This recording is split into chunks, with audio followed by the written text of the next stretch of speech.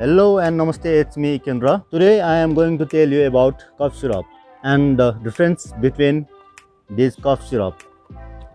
आज मैले यो चारवटा कफ सिरप लिएर आएको छु। यो कफ सिरपले के काम गर्छ र कस्तो खोकी लाग्दा कुन कफ सिरप खाने भन्न जाँदैछु। ब्रिका बीएम यसमा मोलिकुल भनेको टर्बुटालिन, सल्फेट र ब्रोमहेक्सिन हाइड्रोक्लोराइड हुन्छ। ब्रोमहेक्सिन हाइड्रोक्लोराइडले छातीभित्र कफ अर्केको निकाल्ने भयो।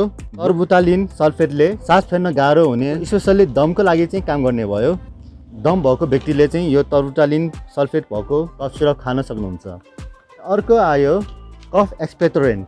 यसमा पनि ब्रोमहेक्सिन हाइड्रोक्लोराइड, क्लोरफेनिरामाइन, मलेट अनि मेन्थोल तीनवटा मोलिकुल मिलेर यो कफ सिरप बनेको छ। यो पनि हाम्रो छातीभित्र अर्केको कफलाई निकाल्छ है। यो कफ सिरप ड्राई कफमा युज हुँदैन। अर्को आयो यो हाम्रो आर्सिल DX फर ड्राई कफ। अब यो ड्राई कफ भन्ने बित्तिकै तपाईहरुले के को लागि युज हुन्छ थाहा पाइसक्नु भयो होला। यसमा मोलिकुल भनेको dextromethorphan, hydrobromide, chlorpheniramine, maleate, phenylephrine, hydrochloride तीनवटा मोलिकुल मिलेर यो एउटा कफ सिरप बनेको छ है। यो ड्राई कफको लागि घाँटी सुक्खा भएर खोकी लागेकोलाई चाहिँ यो औषधि खानु होला। अनि अर्को आयो हाम्रो लेभोटस। यसमा चाहिँ मोलिकुल छुट्टै छ, लेवोड्रोप्रोपिजिन है। नाम चाहिँ अलि गाह्रो नै छ। यो चाहिँ हाम्रो स्पेसली ड्राई कफको लागि भयो।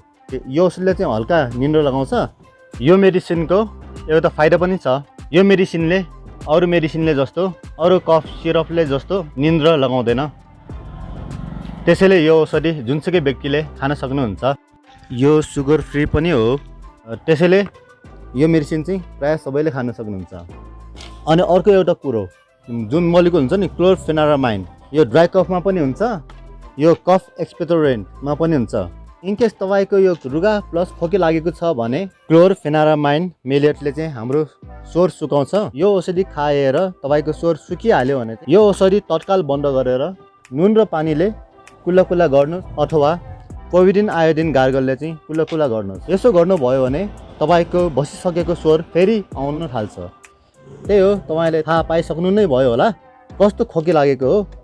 त्यही अनुसारले औषधि खानु होला। जुनसुकै कफ सिरप खानु भएपछि आधी घण्टासम्म पानी नखानु होला। पानी खानु भयो भने औषधिले जति काम गर्नुपर्ने हो त्यति काम गर्दैन। त्यही हो, आजको लागि यति भन्दै आजको लागि यति नै। By by, Tata.